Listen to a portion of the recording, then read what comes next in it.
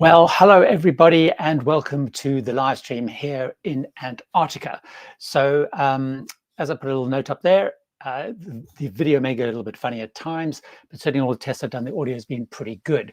So, well spotted those of you who noticed that this was a slightly different time to originally published it. One of the things that happens is you only find out the night before what you're doing the next day, because the program, of course, keeps changing based on the ice, the weather, and so on. So I only found out last night that actually the original plan I had doesn't make any sense, because actually I'm going out at 5 o'clock my time, which would be, I guess, 7 o'clock UK time. So anyway, we're kind of normal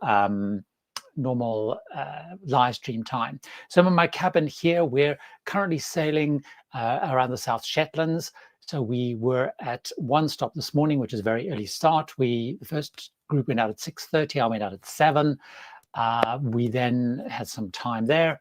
And now we're sailing to the next stop, which is near Deception Island, although we're actually landing at a different spot to have been in Deception Island. But it takes about 4 hours, even though it's only 40 nautical miles, because in this area you can only go 2 knots of speed because of all the whales around. I actually saw a whole bunch of whales this morning, which was very exciting.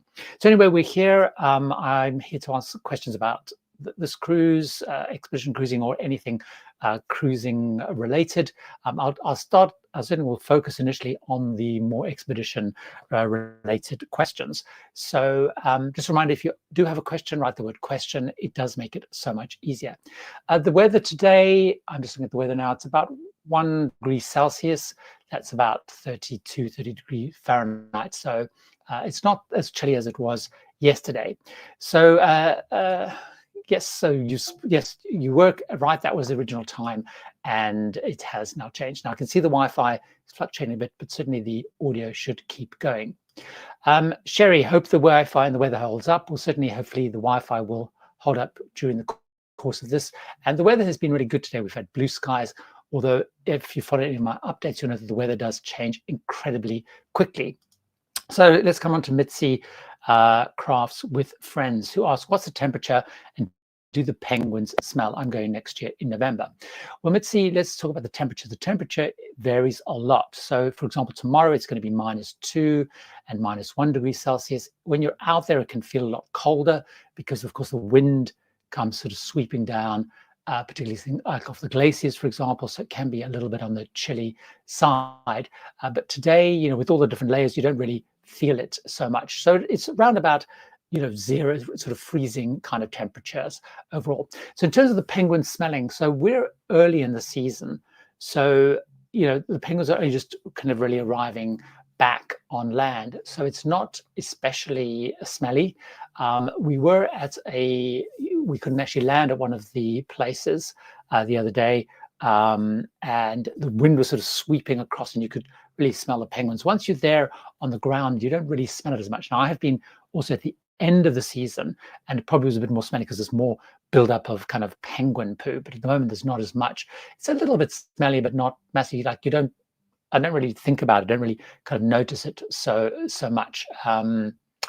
But you know, with the layers, you don't really feel it. I mean, yesterday afternoon we were out on Zodiacs, and it was really chilly then. That was the first time I really was cold. Not my body wasn't cold because of all the layers, but my sort of your face gets kind of a little bit on the cold side. So Cherry has a question. I think Cherry was originally due to be on this particular cruise.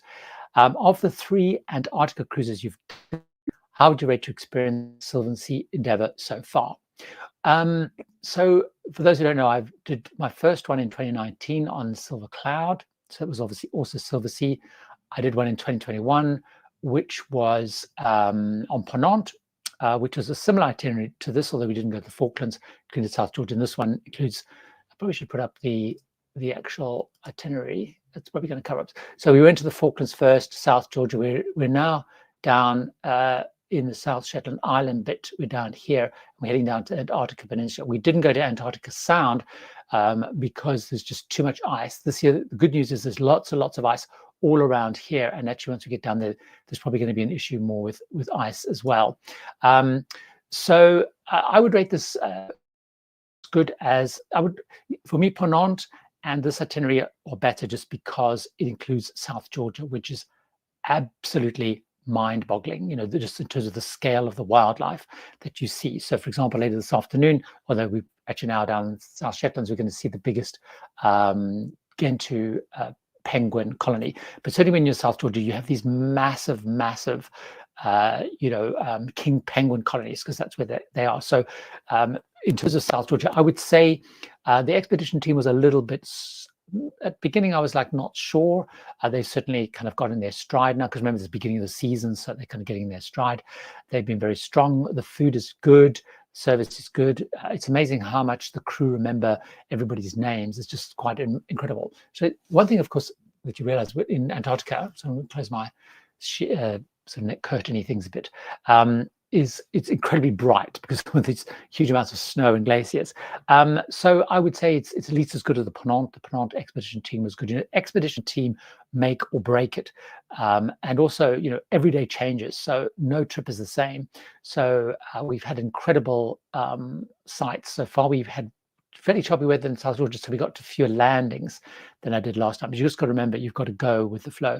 The good news is they would normally make sure that you see something. So those who follow me on Patreon or channel members, I'm posting a daily update there, and you'll know that one day we couldn't land in 2 of the landings where there's colonies, but they took us to another fjord with incredible fjord sites. So they're always kind of finding something. So I would say it's definitely as good. The ship is probably the nicest of the 3 ships I've been on. If I compare this ship to the seaborne ships, the new seaborne ships, I'm probably leaning a little bit towards the new seaborne ships in terms of the actual ship layout. This ship is a very beautiful ship. There's a couple of areas, a couple of things that don't, for me, quite work. So one of the bizarre things they have in the cabin is they have, it's designed so rather than having interconnecting doors, but every cabin, you have doors facing each other. They have a little hallway, and then you have an outer door. So if you were sharing, if you're traveling together, you'd use that outer door. But the problem with that is if you've got people who slam their doors, like my dear neighbors do, you've got 2 sets of slamming doors, which is quite annoying, and not massive, but just a bit annoying. So that, little design things like that. But overall, the ship is beautiful. I've mentioned before that the only venue that I think doesn't work as well, for me anyway, is the grill, which is at the rear of the ship, which is it's a pool deck / buffet / steakhouse at night. It is just sort of this glass conservatory thing, but the rest of the ship is pretty good. So I think I answered that. So let's make sure I'm not missing any questions. Oh, here we go. So Sarah's asking the question. So I'm just keeping a little track, and I can see that every now and again I am freezing, but certainly in the tests I did, the audio kept going. So you may not get to see as much of me, but hopefully the audio keeps working. So Sarah asking the question, how many pairs of waterproof trousers, gloves would you advise? How wet does it get in the Zodiacs? So Sarah, in terms of, I'll ask the last question first.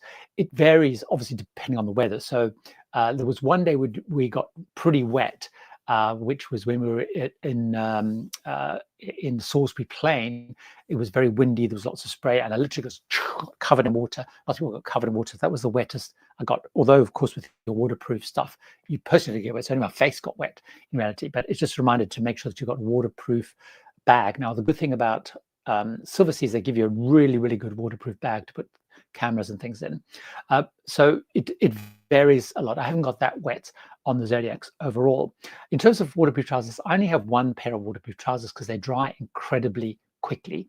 But gloves, definitely, I have. In fact, I've just packed all my stuff away. I didn't want to make cabin too untidy because I had all my different layers and stuff. But I have inner gloves, which are quite good for keeping you warm, but also then for using your camera. Then I have waterproof gloves on the outside. I definitely bought 2 pairs of waterproof gloves because if you are going to get wet, if you're holding on the Zodiac, they get wet and they do take longer to dry. Now, on some expedition ships like Seabourn, for example, they have a drying cupboard. So actually that stuff can dry quicker, but the waterproof trousers dried really, really quickly. I guess that's the nature of what they are. But I have 2 sets of most things. So 2 sets of kind of the undergarments, socks and stuff, partly because if you're wearing them, particularly if you're doing lots of landings, you can get a little bit sweaty in them. So just to have them kind of cleaned and so on. But only worry about 1 pair of waterproof trousers, but definitely have 2 sets of waterproof gloves. So here we have Hervé, or I'm not sure if I'm pronouncing that correctly. is asking the question, which of the premium / mainstream lines like Princess, Holland America, Celebrity would you say is best for Antarctica, for those looking to experience Antarctica at a relatively affordable cost? So first of all, just to talk about that, you need, of course, what's really, really important to understand, and I suspect you know this anyway, is that those bigger ships only do sail-bys. So that's very important. You do no landings because you're only allowed a maximum of 200 people at any one site, 100 people at a time. So the big ships do no landings at all. So you're literally doing sail-bys. They also will basically, like we had, unfortunately, because we're coming into the place now, the beautiful scenery that's gone. So you do see incredible scenery. You're not going to see penguins up close at all. You might just see them through your binoculars. You may see some whales in the distance a little bit. So you just need to understand it's a sail-by, so you can get a feel for Antarctica. You're never not going to step on land. Personally, I would encourage you to look at something like Holland America. And the reason I say that is they run a season every year, and I've done part of it before, not coming down to Antarctica. And I'm actually doing it from Buenos Aires all the way around back to Fort Lauderdale. But they place the Oosterdam during the sort of season here, and they basically go backwards and forwards between Santiago and Buenos Aires. Then I'm doing the one at the end of the season when they head back. And I think every alternate one or so, they come down to Antarctica as a sail-by. And they therefore, because they do it a lot, they know it really well. So I would tend to lean a little bit towards Holland America, partly because I've outlet into the Antarctic leg of it. I have seen the quality of the talks on board, and I know that the crew just know Antarctica pretty well. So that would be my sense. There are some other lines, like Oceania, Azamara, smaller ships, which may, there are quite key restrictions around where you can and can't go. But obviously, you're going to be able to go to Antarctica, you're not going to be able to step on land, and you're not going to be able to do any landings. You're not going to do Zodiac tours and so on. But you will get, obviously, a chance to see it.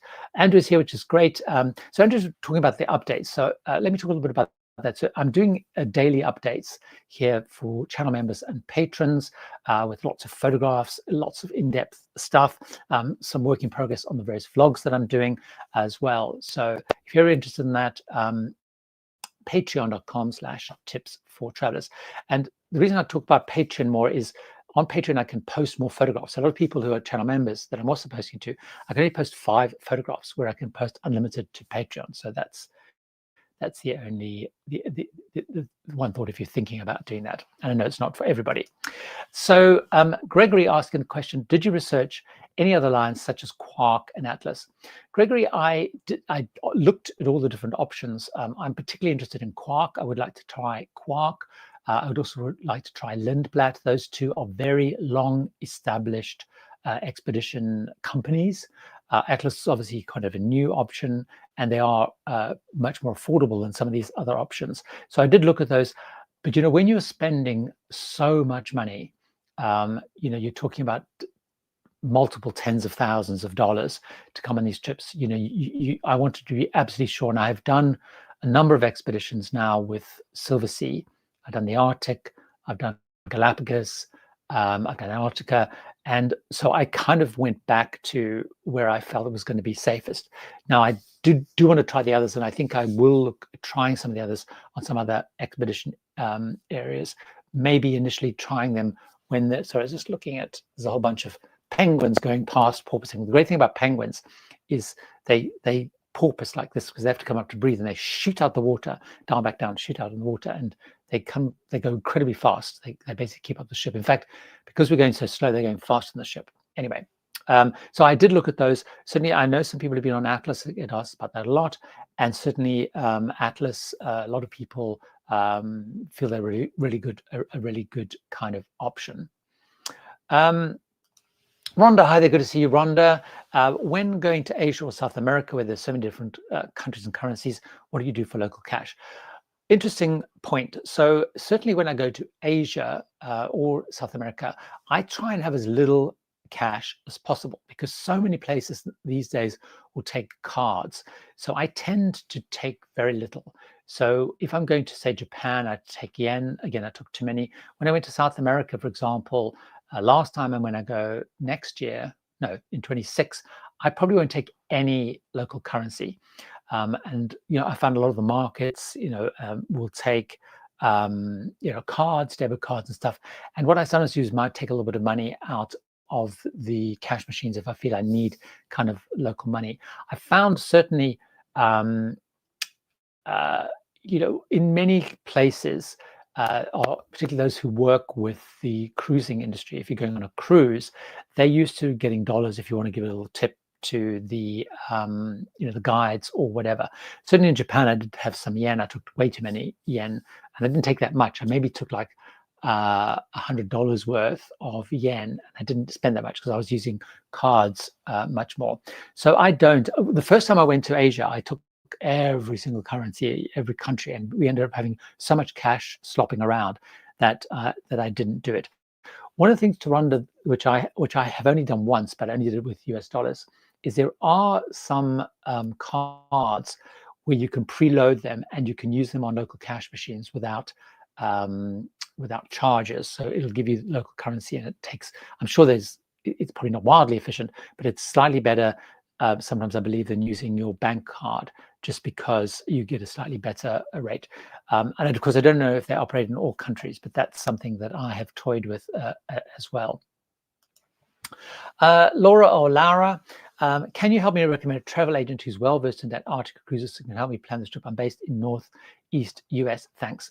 So Laura, I would certainly on my website, I have 2 US agents that I recommend. And Gary Pluck is, I don't know how well versed he is in Antarctica, but that's probably who I would talk to of the 2.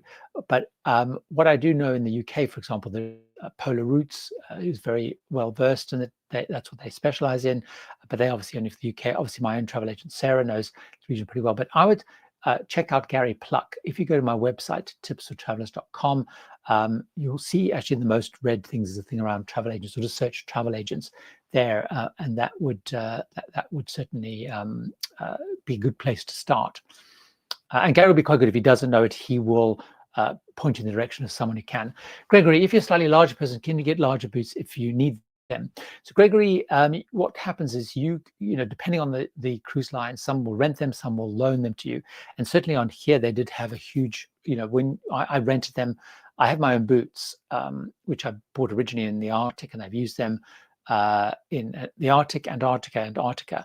And I didn't bring them this time because they are quite big, and because you have a chartered flight and they're quite strict on weight, I decided not to bring them. I actually do wish I brought my own boots because they're way more comfortable because they're the right size and whatever. But anyway, a long way of, let me answer your question more properly. So certainly the lines will let you normally, like, so on Silversea you can rent the boots. So it's $98 US plus $100 deposit. I think on Seabourn, for example, you don't have to rent them out. I can't remember on Quark, and certainly on Ponant, I don't think you have to hire them either. But you'll find they have a wide range. But if they rent them, you can pretty much go any size. So I know some people have large feet, or they're very, I don't know what that would be called, thick feet, high arches or whatever. The problem is I had always and also when you get boots, always get them a much bigger size and basically bring thick socks. The mistake I made when I ordered boots, when I hired them, is I ordered my actual size and they're too small for me. So then I asked for a bigger size, and they've got a slightly bigger size, but they're not as big. So actually order maybe up to 2 sizes bigger, and just wear big, make sure you bought a couple of pairs of those thick socks. And actually what the expedition leader said is slightly bigger boots are going to keep your feet warm because air circulates, and I guess the air heats up or something. But make sure that even if you're a big size, a size 15 or whatever size you are, actually go even bigger when you request them. Jeff is here, which is great. I know Jeff's been following the updates that have been going out, which is great. Jenny with Josh as well. Gregory asking the question, is it possible to do last-minute cruises with any of the expedition lines? Many of the expedition cruises sell out. So actually planning way ahead is a very good idea, because a lot of them sell out. Now, a lot of these longer ones, like I'm on an 18-night one. So about a week or 2 before, there were a couple of cabins available, guaranteed cabins. We have 183 people. They can take 200 on here, but there's quite a lot of solos on here. And I do know there's a couple of people who work for Silversea that were able to come on, I guess, at a Silversea rate, quite close. They knew 2-3 months ago, so towards once the final balance payment, that they could actually get a cabin on here. So it is potentially possible.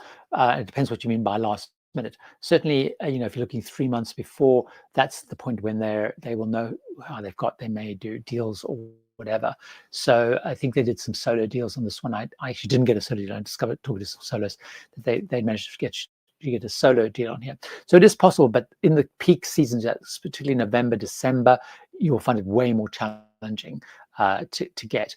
But I have seen, the odd little thing here. What I would strongly recommend you do, like I do with all of them, sign up for all of those emails, your Quarks, your Lindblads, your Atlas, obviously your Silversea, your Seabourn, and see if they do any kind of activities. Let me just see if there's any more. There was a question here about Japan. I will come back to that. I want to keep going on questions that, let's have a look. Sarah, did the clocks change? They changed once. So South Georgia is on a slightly different time zone. So the Antarctica itself is on the same time zone as Santiago, which is 3 hours behind the UK, 2 hours ahead of Eastern time. But South Georgia is actually only 2 hours from the UK and slightly, say longer from Eastern time. So we changed the clocks when we went to South Georgia, and we changed the clocks when we left South Georgia. So if you're actually going on a cruise which doesn't go to South Georgia, you will change your time to, kind of Ushuaia, Port of Williams, depending where you're sailing out of time, and you won't change. Gregor's writing his question in capitals now, I guess. Don't worry, I did answer it. And the other question then, you don't have to write, don't panic about writing it twice, because I will hopefully go in time, but hopefully I got those questions. Let me just check if there's any more. Yes, so Kathy, the point was, it was originally, as I mentioned at the beginning, unfortunately, you only know what you're doing the night before. So I only knew at 6 o'clock my time, which is sort of 8 o'clock UK time, what the schedule was for today. So I only changed it. I did send out some notices, but I know that that doesn't always get caught up. I do know there's a Japan question, so I will make sure that I come back to that. Jonas, Josh, do you need dress clothes or smart casual? Okay, so what's very interesting, and let me get the daily program out. What is very slightly bizarre is in the daily program every day, they have the dress code, an article on the dress code. Bizarrely today doesn't actually have it. Anyway, so they have the dress code, the smart casual dress code, but absolutely nobody pays any attention whatsoever to the dress code. And any expedition trip that I've ever been on, no one does it. So I've got blue jeans on today. I've also got some black jeans. I wear jeans. I've worn the sweatshirt. I have washed it since I wore it to dinner. I literally, on the one night, I did bring some sort of slacks and a lounge shirt, a long sleeve shirt, which I wore on the second night, which was Captain's Welcome night, cocktail party night. And since then, I've literally worn jeans, blue jeans or black jeans, a jumper, whatever. So no one pays attention. Now, they do have Ladam on board, which it does say that you require a jacket, but I haven't been to check out Ladam. So for those who don't know, is Silversea, their sort of specialty restaurants are sort of included in the fare, but they do have Ladam, which is sort of fancy French, often with wine pairing it, and it's quite expensive. And they do say in that you need to wear a jacket. I haven't actually seen anybody on the ship ever wearing anything smart. So I need to actually poke my eye.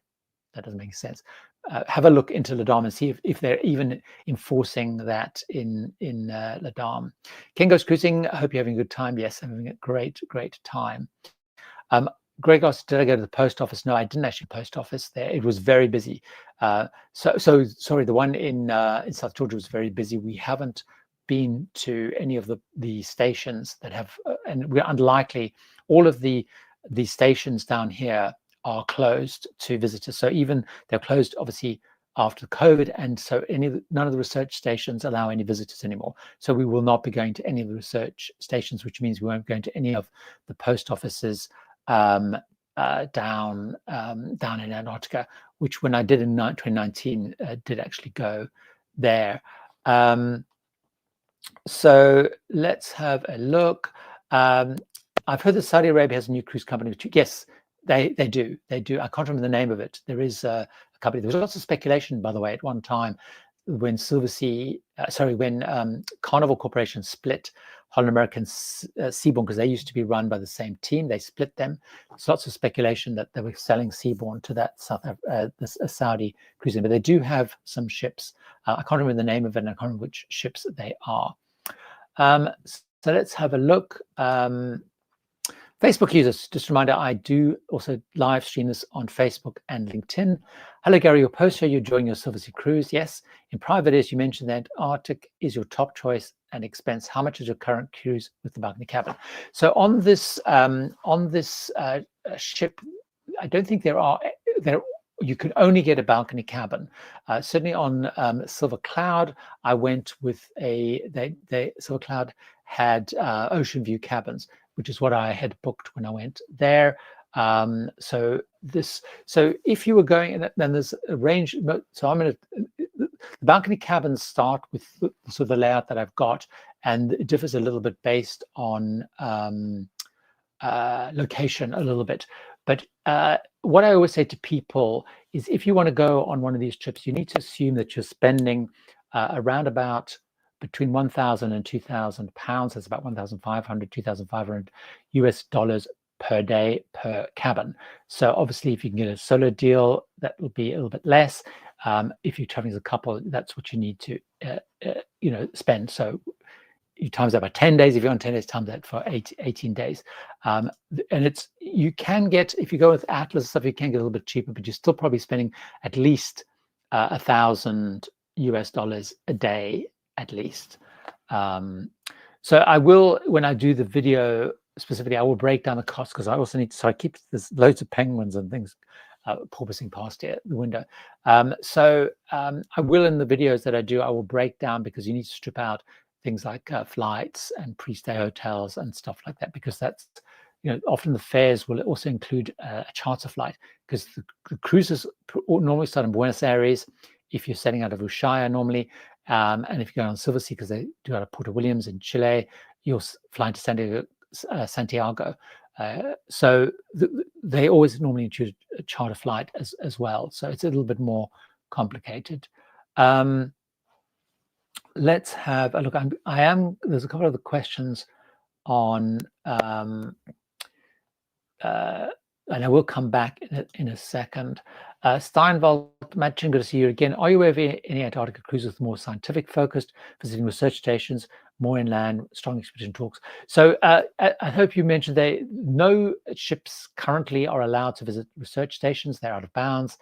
So you can actually sign up for proper research trips, but they're not 2 weeks, 3 weeks. They're much longer. Full-on research things.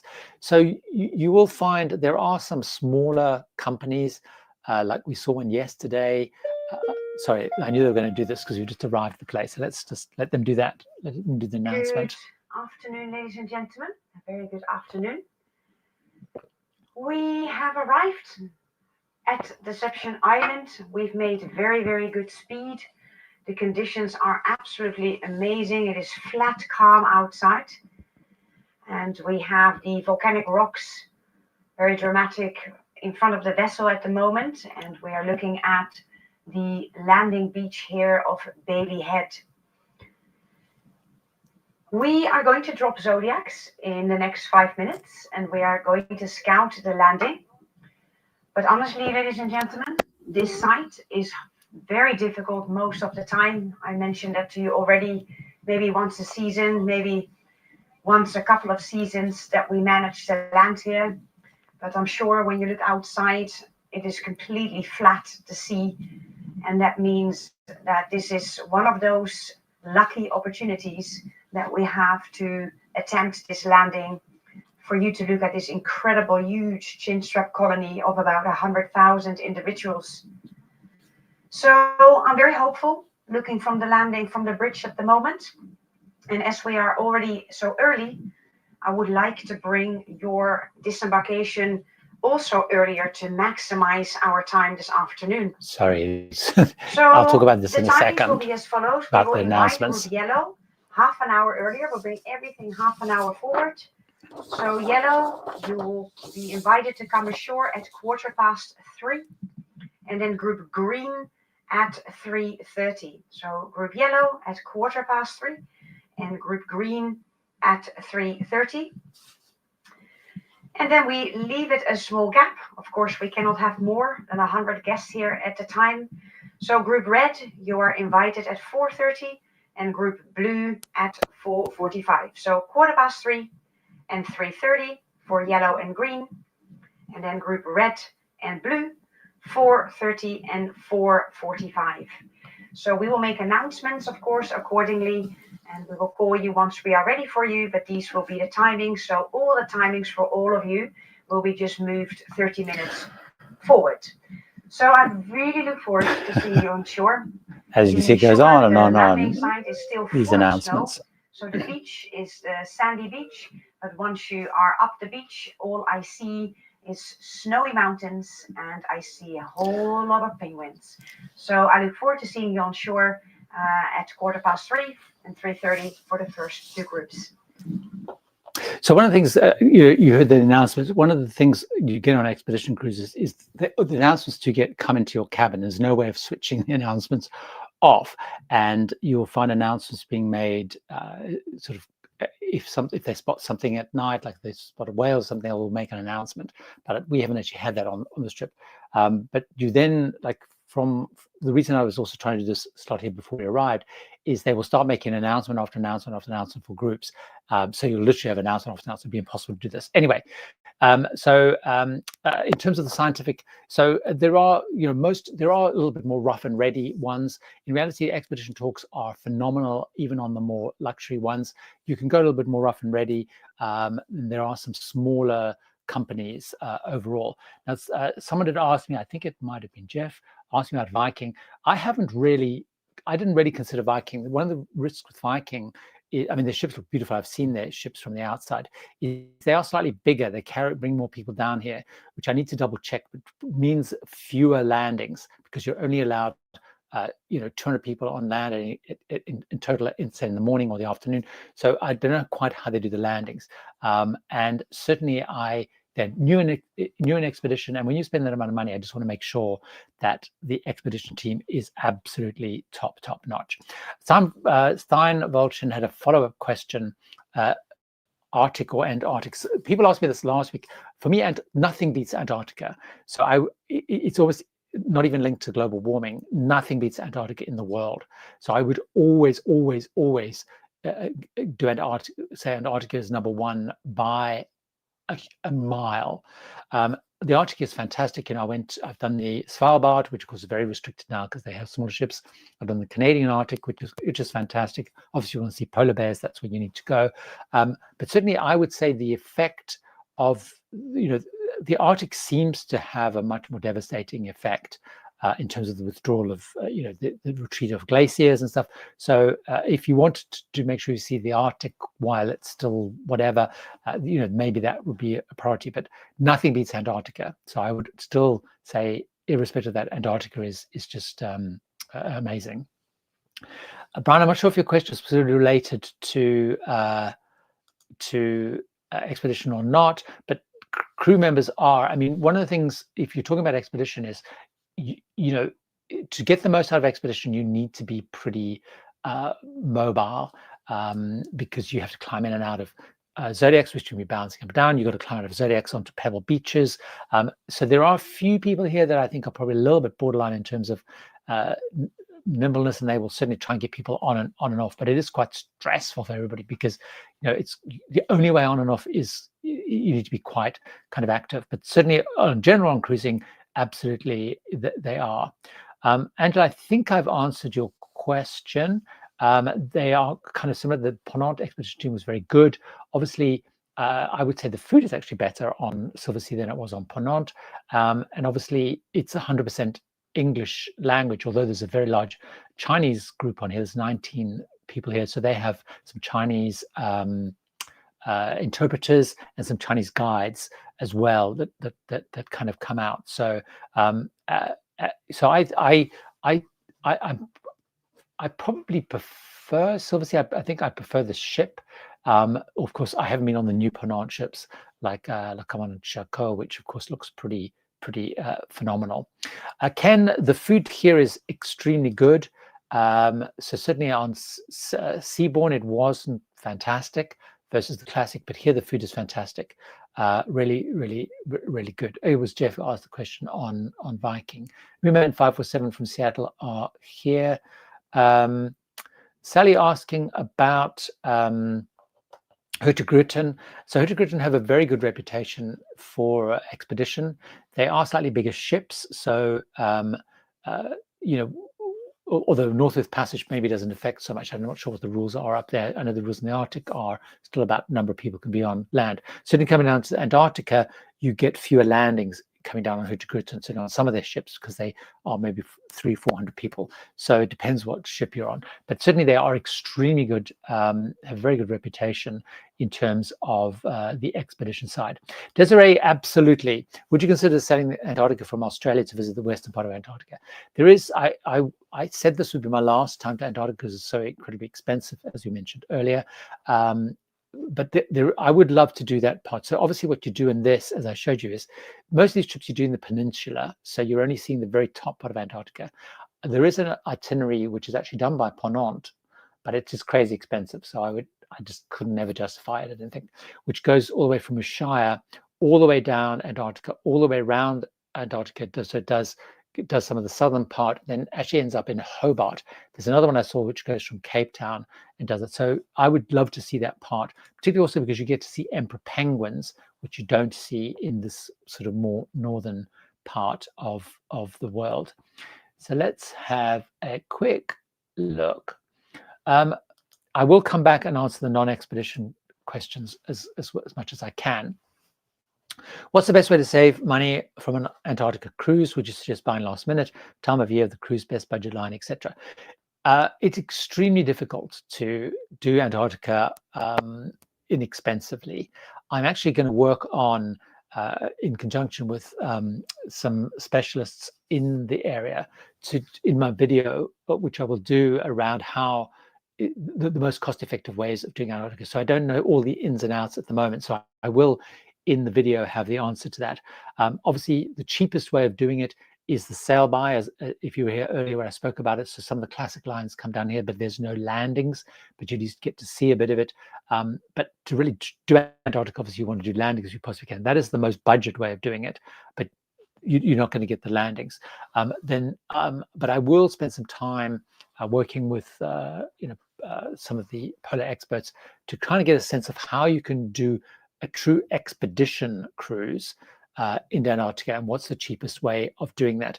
In terms of timing, the most expensive time is November, December, and the budget, the less expensive in relative terms times, the very beginning and the very end of the season. So I will answer that more in the video. I have never done the polar plunge, and I never intend to do the polar plunge. I don't see any reason to jump into freezing cold water. So maybe I'm just the lack of adventurousness of me. I believe they're going to do the polar plunge on this. I'll be interested to see what percentage of people do it. When I was on Ponant, didn't do it at all, actually. When I was on Hapag Lloyd in Greenland, Canadian Arctic, at least half the ship did it. When I did the first Silversea Antarctica, maybe 60-70% of the ship did it. I just don't see any reason. Mark, who came with me on the first one, he was up for it. He did it. He was absolutely doing that. As someone did comment that we are landing, as you heard, in Deception Island, but we're actually landing on the outside of Deception. So Deception Island is it's a caldera, it's a volcano, and inside, in fact, there might be a picture of it here. There's sort of a picture of it here. No, we will see it. But in there is where they used to have all whaling factory ships in here, because you basically you could hide from all the wind and the weather. And I've been through here before. It's a very narrow thing, and gone inside Deception Island. both with Ponant and with Silversea last time. But on the outside here, it's normally too exposed and the weather's too rough. So if you were here, there's this massive colony, 100,000 plus penguin colony here. And because the weather's so calm, we're doing it on the outside.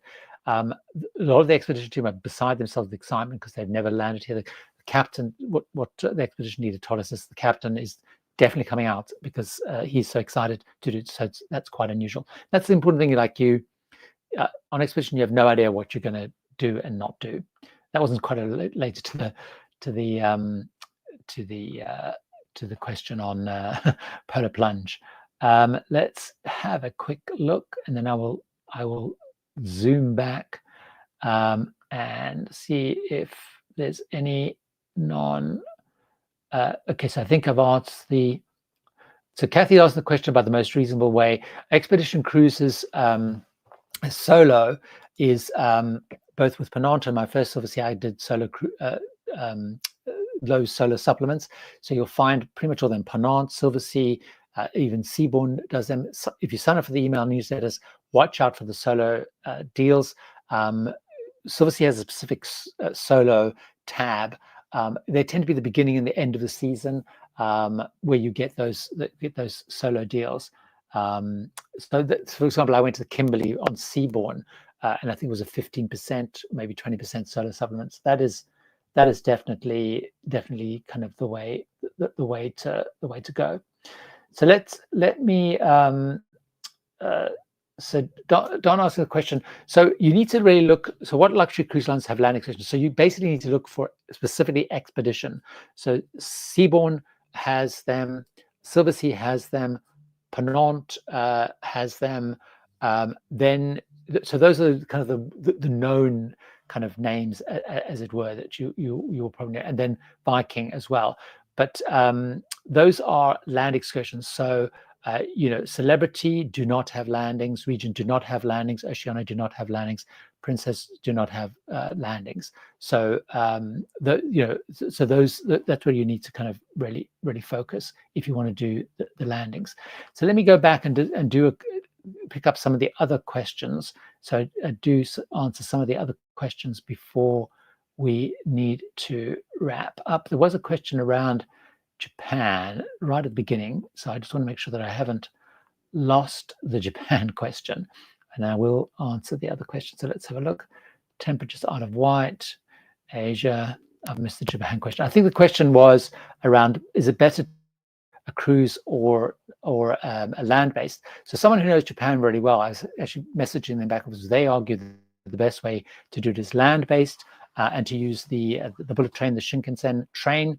I really liked, as a first time to Japan, doing the cruise, because although Japan's become much better and easy to do as a tourist, but I think it's a really good way of getting a sense of Japan doing a cruise. So I'm probably a little bit biased there, although she, who knows Japan really well, she spends a lot of time in Japan, she would argue that you're getting much more in-depth by kind of doing a land-based. So it's really, if you're a very confident traveler, land-based is probably probably the way to go. I just found the cruise for a first-time induction, getting was definitely the way to go. Let's have a look. There's a whole bunch of questions coming here.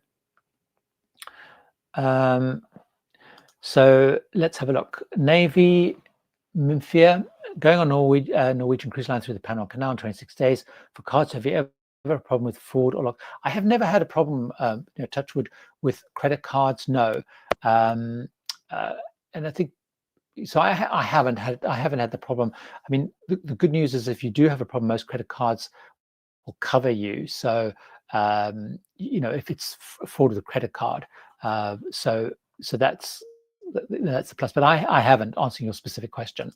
Megan asked the question, how do you find the best reposition cruises? Do you go through your travel agent, Sarah, or go direct?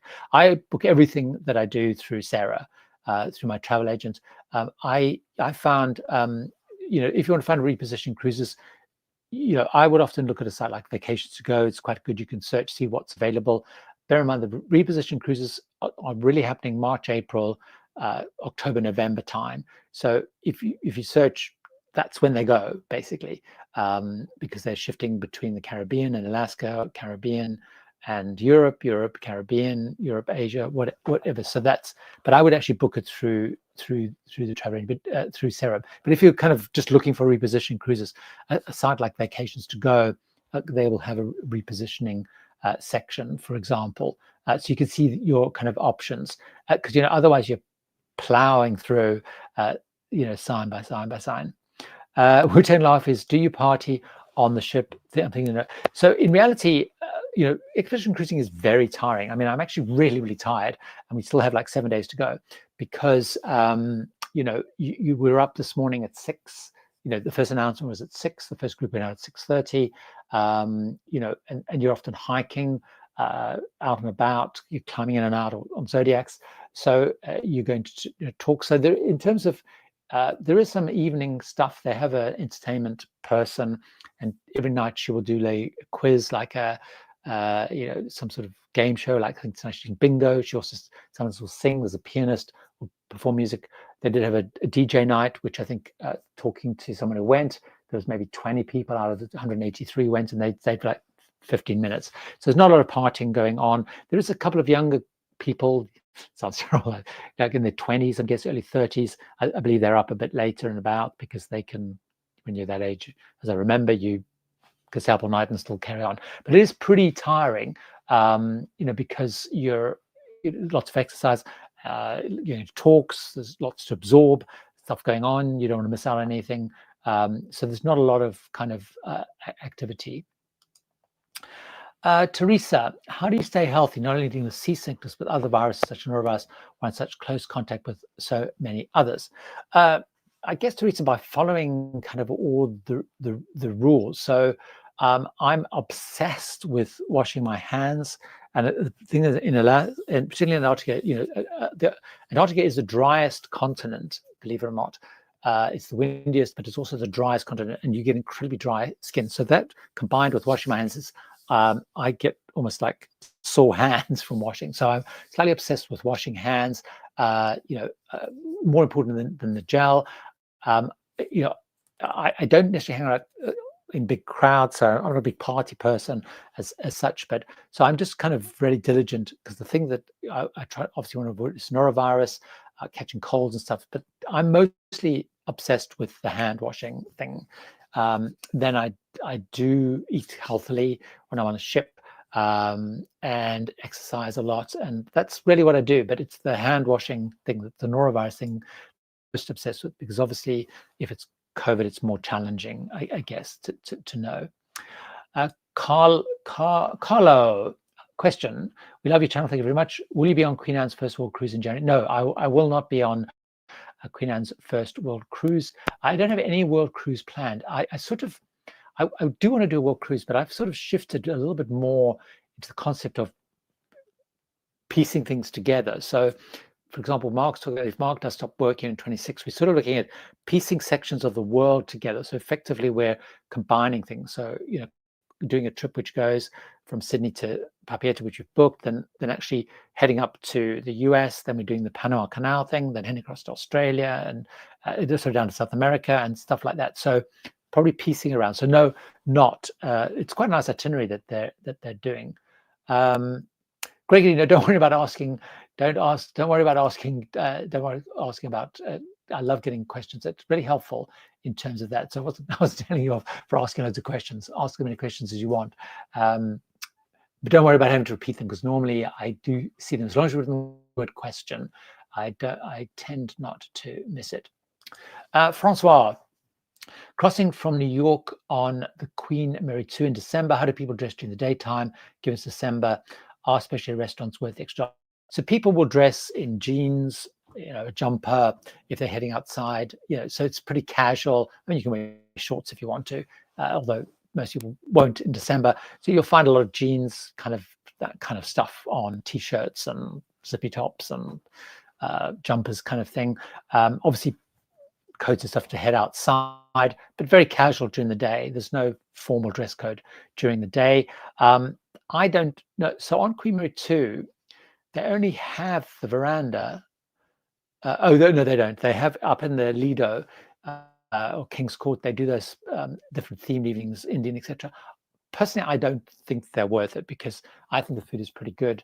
But if you want something different, I've never gone. I've gone to the veranda, partly because with status we get you get a free lunch in the veranda, and I always think, well, I could have just eaten the main dining room. And the veranda, you're going to get steaks and burgers and stuff.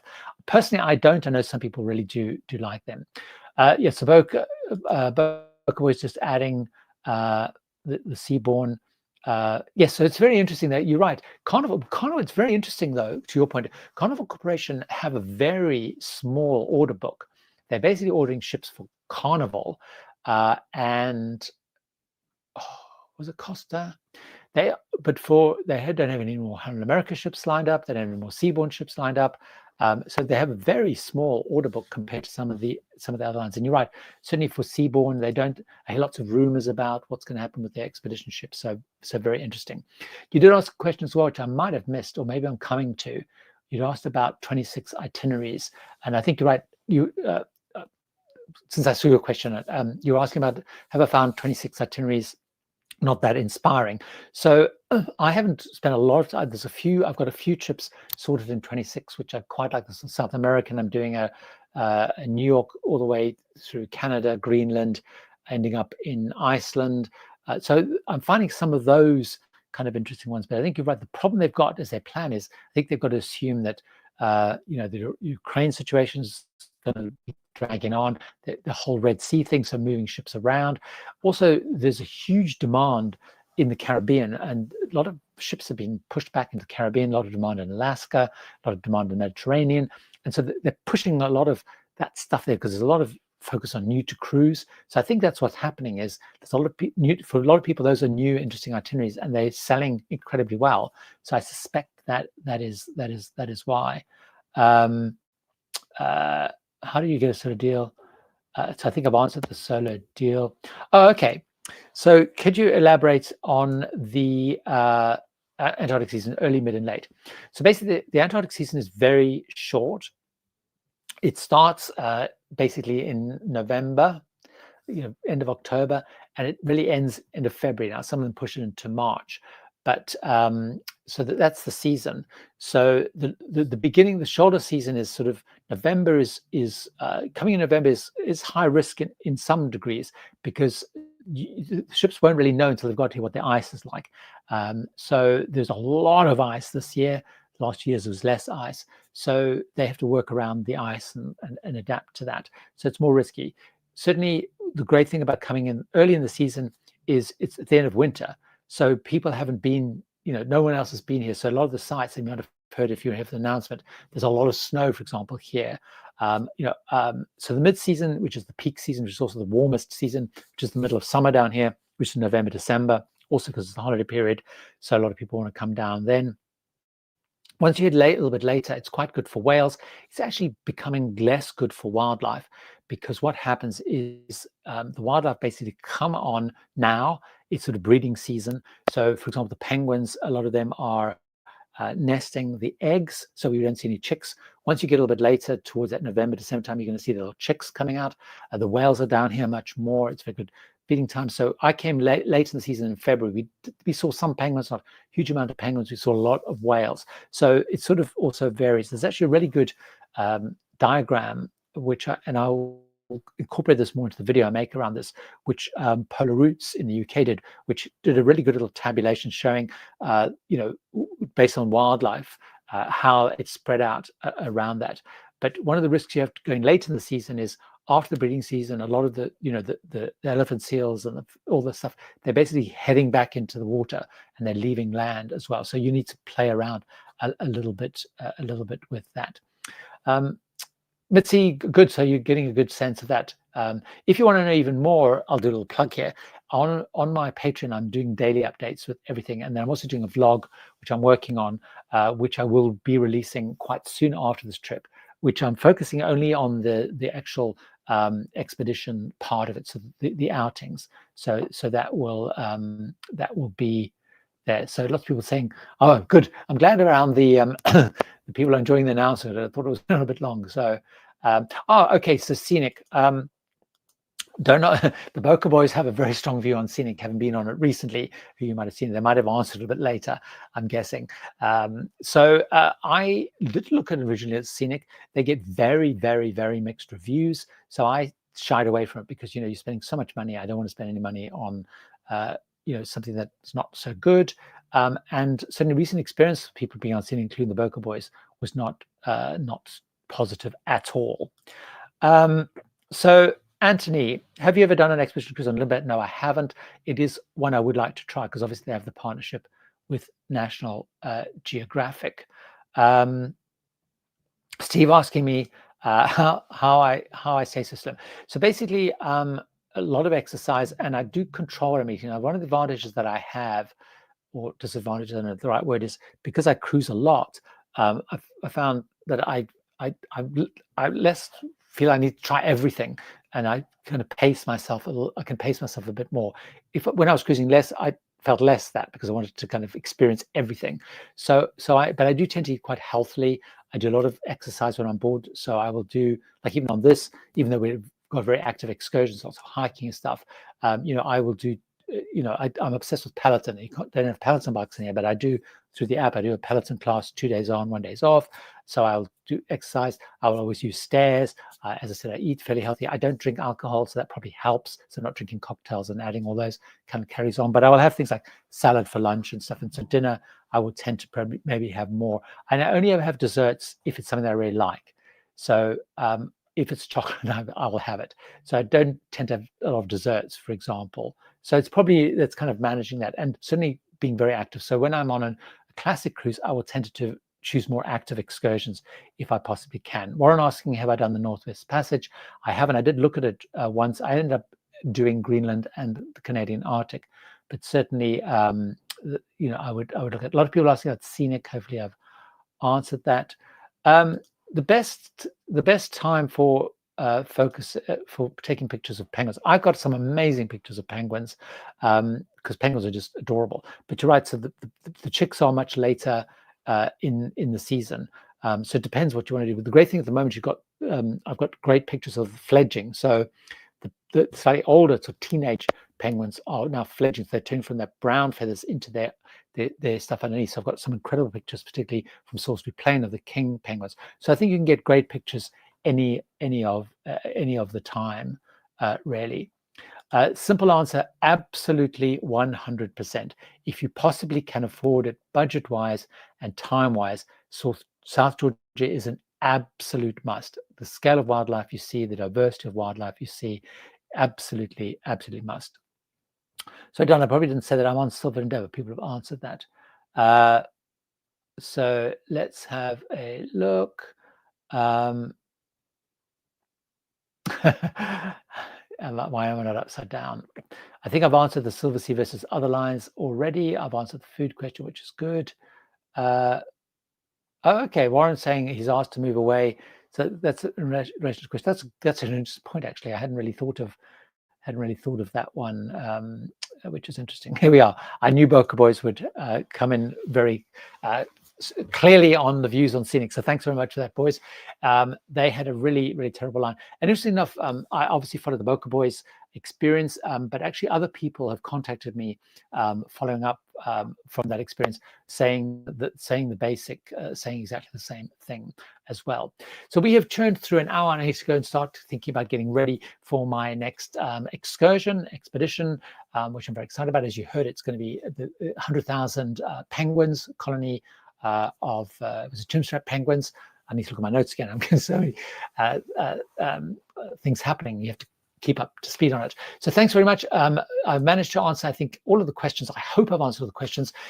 Next week, there will probably not be a live stream, but keep an eye out for it because I'm actually flying. I get off this trip on the Saturday, and I'm flying back on Sunday overnight to the UK. So I probably won't be able to schedule one on the Saturday because we're flying with the charter flight. I don't know what time the flights are, and Sunday I will be on the plane. So there'll probably be it will be a week and a bit, so 2 weeks time. So thanks so much for joining.